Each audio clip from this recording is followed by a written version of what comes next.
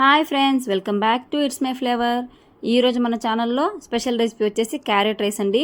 School డేస్లో morning చాలా హడావిడిగా ఉంటాం కదా, అట్లాంటప్పుడు పిల్లలకి ఈ రెసిపీని చాలా సింపుల్గా, ఈజీగా, ఫాస్ట్గా చేసి పెట్టొచ్చండి.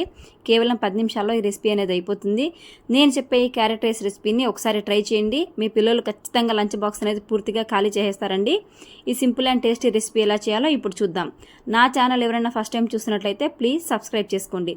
ముందుగా క్యారెట్ రైస్ చేసుకోవడానికి స్టవ్ ఆన్ చేసి ఒక బాండీ పెట్టుకుందాము. బాండీలోకి 2 టేబుల్ స్పూన్స్ ఆయిల్ యాడ్ చేసుకుందాం. ఆయిల్ కొంచెం వేడయ్యాక దీంట్లోకి పోపు దినుసులు యాడ్ చేసుకుందాము. పోపు దినుసులు కొంచెం ఆవాలు, కొంచెం పచ్చెనగపప్పు, అలాగే కొంచెం మినపప్పును యాడ్ చేసుకుందాం. పోపు దినుసులతో పాటుగా కొంచెం మసాలా దినుసులు యాడ్ చేసుకుందాము. మసాలా దినుసులు ఎక్కువ వేయాల్సిన అవసరం లేదండి, ఫ్లేవర్ కోసం కొంచెం వేస్తే చాలు. 4 లవంగాలు, ఒక అనాస పువ్వు, ఒక యాలక బుడ్డ, అలాగే కొంచెం దాల్చిన చెక్క. ఈ మసాలా దినుసుల్ని, పోపు దినుసుల్ని ఒక 2 నిమిషాలు బాగా వేయించుకుందాము. ఇవి బాగా వేగిన తర్వాత సన్నగా తరిగి పెట్టుకున్న ఆనియన్ యాడ్ చేసుకుందాం. క్యారెట్ రైస్లోకి ఆనియన్ వేయకపోతే మీ ఇష్టం అండి, స్కిప్ చేసుకోవచ్చు. వేస్తే టేస్ట్ అనేది కొంచెం బాగుంటుంది. ఆనియన్స్ పూర్తిగా వేగాల్సిన అవసరం లేదు, కొంచెం మెత్తబడితే చాలు. ఆనియన్స్తో పాటు సన్నగా చీల్చి పెట్టుకున్న 4 పచ్చిమిర్చి యాడ్ చేసుకుందాం. కారం వేయకూడదండి, పచ్చిమిర్చిలో ఉండే కారమే మనకి క్యారెట్ రైస్కి సరిపోతుంది. అలాగే 2 రెమ్మల కరివేపాకును యాడ్ చేసుకుందాము. ఈ మిశ్రమాన్ని 2 నిమిషాలు బాగా వేయించుకున్న తర్వాత క్యారెట్ యాడ్ చేసుకుందాం. క్యారెట్ అనేది మధ్య మధ్యలో పలుకులుగా తగలడానికి నేను కొంచెం క్యారెట్ని ముక్కలుగా కట్ చేసుకున్నాను.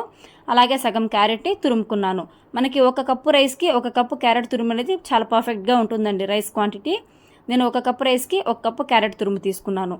ఈ క్యారెట్ మనకు బాగా వేగాలన్నమాట. లో ఫ్లేమ్లో పెట్టుకొని క్యారెట్ని బాగా వేయించుకోండి. క్యారెట్ని ఇలా కొన్ని నిదానంగా కలుపుకుంటూ వేయించుకున్నట్లయితే బాగా వేగి మనకు ఆయిల్ అనేది సపరేట్ అవ్వాలి. చూడండి, మన క్యారెట్ అనేది బాగా వేగి ఆయిల్ సపరేట్ అవుతుంది. ఈ టైంలో కొంచెం సాల్ట్ అనేది యాడ్ చేసుకుందాము. అలాగే కొంచెం డ్రై ఫ్రూట్స్ యాడ్ చేసుకుందాం.